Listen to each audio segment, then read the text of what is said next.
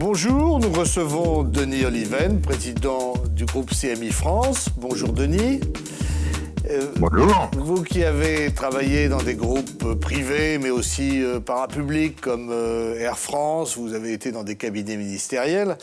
Qu'est-ce que vous pensez des critiques de l'amateurisme, sur l'amateurisme de notre État jacobin, qui aurait montré ses limites durant cette crise? Alors, je les cite un peu pêle-mêle. Il y a le mensonge sur les masques, le manque de réactivité par rapport au privé et aux offres du privé, la bureaucratie hospitalière incarnée par les ARS, les injonctions contradictoires. La dernière en date, c'est le rétropédalage sur la quarantaine qui serait imposée aux voyageurs étrangers venant de la zone Schengen. Qu'est-ce que vous pensez un peu de ce tohu-bohu ? Je trouve que, pas facile de faire face à une crise aussi imprévisible, d'une telle ampleur, et j'observe qu'aucun gouvernement n'a de vérité révélée. Donc, je trouve d'une part que les critiques, quand elles sont trop ad hominem, trop personnalisées sur le gouvernement, qui serait incapable, etc., me paraissent injustes. En revanche, je trouve qu'on a touché les limites du modèle français, du système français. On a l'un des pays qui dépense le plus d'argent au monde. Dépenses publiques, dépenses sociales, impôts. Et on est bien incapable, on est faiblement efficace avec tout cet argent dépensé. La comparaison avec l'Allemagne, de ce point de vue, est quand même très, très violente pour nous. Parce qu'ils dépensent moins d'argent que nous et ils sont plus efficaces. Et l'une des raisons, sans doute, vous l'avez évoqué, c'est notre jacobinisme. Alors, on a un État l'Allemagne dépense à peu près autant, mais pas plus sur les dépenses de santé. Certains disent il faut plus de décentralisation, d'autres disent c'est pas la réponse, mais c'est aussi la mentalité qui est pas la même. Je crois que nous, on a un État défiant, centralisé, technocratique, bureaucratique, qui pense que tout doit se décider là-haut. Et l'Allemagne a plus confiance dans ses entreprises, dans ses échelons locaux, et pense qu'on prend de meilleures décisions plus près du terrain. Donc nous, on est les rois de la surréglementation. Quand on voit l'épaisseur de nos codes, de tous nos codes, on mesure notre folie réglementatrice, et pourtant, dans les périodes de crise, elle se révèle assez inefficace. Donc j'ai entendu des gens qui disaient « Ah, mais c'est la preuve que le néolibéralisme français a échoué ». C'est une blague. On a augmenté nos dépenses publiques inconséquemment depuis des décennies. C'est la preuve que notre système bureaucratique a ses limites. S'il faut qu'on se pose des questions pour l'après, c'est là-dessus. Est-ce que cette crise sanitaire signe le déclin de l'Occident, singulièrement de la France, qui est reléguée un peu au niveau des pays du Club Med, comme l'Espagne et l'Italie ? Je crois pas, parce que quand même, on voit que ces pays occidentaux ont une capacité de réaction, de mobilisation sanitaire, technique, de recherche, de capacité de faire face économiquement à une crise. Il vaut quand même tout de même mieux vivre sous nos latitudes partant de coronavirus que dans des pays faiblement développés. Donc non, je crois pas. Est-ce qu'on peut parler aujourd'hui encore d'une identité du macronisme qui passe du libéralisme au Gosplan? Gosplan, vous savez, c'était la méthode soviétique pour tout planifier. Il y a dans le macronisme l'idée du en même temps, c'est-à-dire en même temps, on est pour l'économie de marché, on est pour un certain nombre de déréglementations, mais en même temps, on veut de la redistribution. Je crois que surtout ce qu'on voit là, c'est quelque chose qu'on avait vu avant, c'est qu'il y a une dimension bonapartiste du macronisme. Il y a l'idée, c'est ce qu'il avait exprimé dans le jupitérisme, jupitérien. Il y a l'idée un petit groupe de technocrates hyper intelligents sont capables de transformer à la hussarde ce pays et de bousculer ses conservatismes. Bon, je crois que ça, c'est la limite. Il avait déjà touché la limite de ce bonapartisme au moment de la crise des Gilets jaunes, parce qu'il avait mesuré que ça le coupait de l'opinion publique. Je pense que là, on mesure aussi ses limites dans la gestion d'une crise de cette nature. En tout cas, la communication gouvernementale est un peu contradictoire et chaotique. Et l'idée de créer un site du gouvernement pour décerner les bons et les mauvais points sur les articles des journaux, en tout cas de labelliser ceux qui seraient crédibles, apparaît un peu incongru. Franchement, c'est Shadok. C'est Shadok. Enfin, mais je vois bien l'intention, elle est louable, mais le moyen est inapproprié. L'intention, c'est d'essayer de trier le vrai du faux. Et dans ce cas-là, le gouvernement doit faire un site dans lequel il fait questions et réponses, et il répond. Il a le droit de faire ça. En revanche, c'est pas dans une démocratie, c'est pas le gouvernement qui juge ses censeurs, c'est pas lui qui décide qui a raison ou tort dans la presse. C'est le contraire, c'est la presse qui décide, c'est la presse qui évalue le gouvernement, c'est pas le gouvernement qui évalue la presse, sauf à ce qu'on change de régime. À l'inverse, et nous n'aimons pas beaucoup battre notre coulpe. Nous n'aimons pas beaucoup, malgré tout, battre notre coulpe, nous les médias. Est-ce que nous en avons trop fait et est-ce que nous avons alimenté la psychose? Ah non, mais qu'il y ait une vraie question, que l'ère des plateformes soit aussi l'ère du développement inconsidéré des fausses nouvelles, des infox, comme on dit. C'est vrai que les chaînes d'information. Oui, les réseaux sociaux, enfin,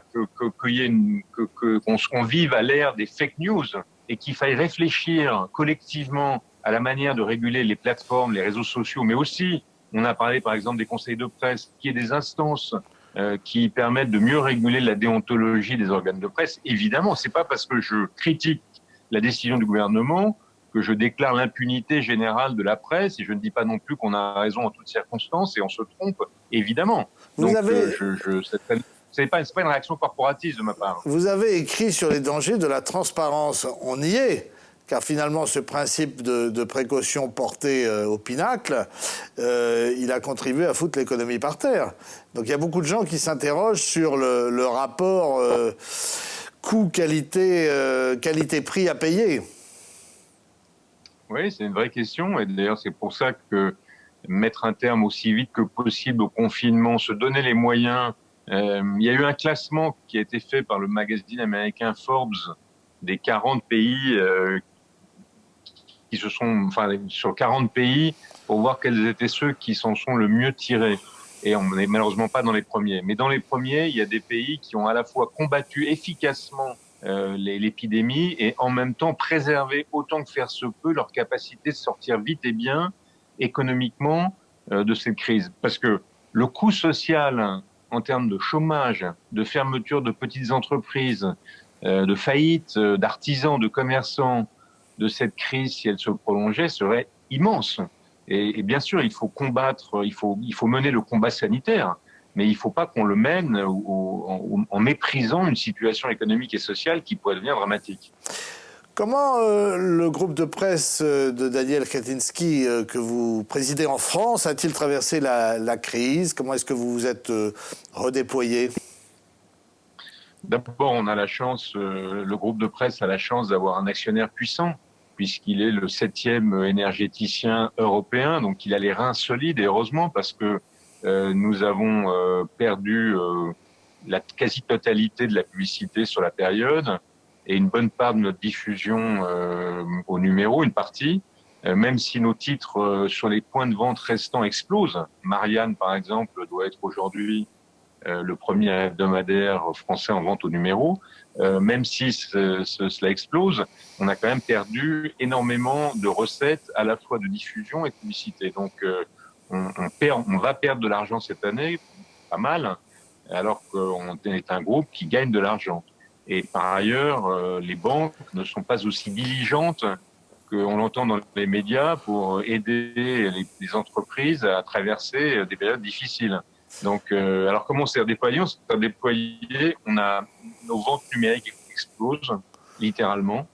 Et par ailleurs, en termes de travail, on a expérimenté assez efficacement le télétravail. On doit être à 99% de télétravail. Et pourtant, on a sorti tous nos journaux pendant cette période sans aucune exception. Vous avez failli prendre le contrôle du monde. Finalement, il y a eu des blocages. Votre attitude et votre stratégie maintenant, c'est quoi? Wait and see? Alors, je précise tout de suite que le monde n'est pas dans le périmètre de CMI. Moi, je ne me suis jamais occupé du monde. C'est un investissement propre qu'a fait Daniel Kretinsky en dehors de ses activités de presse. Et moi, je ne m'en suis pas occupé. Donc, je crois qu'aujourd'hui, il y a une discussion entre Daniel Chrétienski, Xavier Niel, Mathieu Pigasse, pour essayer de trouver une forme d'accord qui permettrait de stabiliser la gouvernance du journal. Alors, en Mais une fois revanche, encore, je vous parle d'une chose extérieure. puisqu'on parle du périmètre du groupe CMI France, il est directement issu de la reprise d'une grande partie des actifs du groupe Lagardère. Ce qu'il reste du groupe Lagardère aujourd'hui est en question, puisqu'il y a une assemblée générale le 5 mai qui est délicate pour le président de ce groupe, qui est remis en cause et qui a appelé à son secours aussi bien l'ancien président Sarkozy que l'industriel Vincent Bolloré, qui est breton, comme vous le savez. Vous n'avez pas été tenté vous-même de vous porter au secours du groupe Lagardère ? D'abord, je ne sais pas si le groupe Lagardère a besoin de secours. C'est un groupe puissant et vous ne m'entendrez jamais dire du mal d'Arnaud Lagardère, qui le préside, avec lequel j'ai travaillé en bonne intelligence pendant de nombreuses années, mais pour lequel j'ai de l'amitié. Il y a une bataille boursière, comme ça arrive dans des groupes. Et puis, apparemment, il a trouvé des alliés solides en la personne de Marc Ladret de la Charrière et de Monsieur Bolloré que vous avez cité. Et donc, j'ai l'impression que la situation tourne plutôt à son avantage.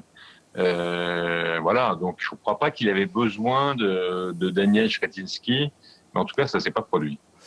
Dernière petite question, puisque vous êtes à la fois un manager, mais aussi un distingué commentateur de la vie politique française. Il y a 316 maires d'Île-de-France qui ont dit au président de la République, qui lui ont adressé un communiqué pour lui dire c'est trop tôt la reprise des écoles. Qu'est-ce que vous en pensez ? Franchement, je ne suis pas un spécialiste. On lit les choses les plus contradictoires sur le sujet. Pendant longtemps, on a pensé que les enfants étaient les principaux vecteurs de la contagion.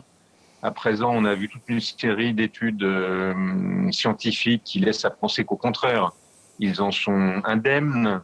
Réouvrir l'économie sans ouvrir les écoles, ça va être compliqué parce que les parents vont être rivés chez eux pour garder leurs enfants.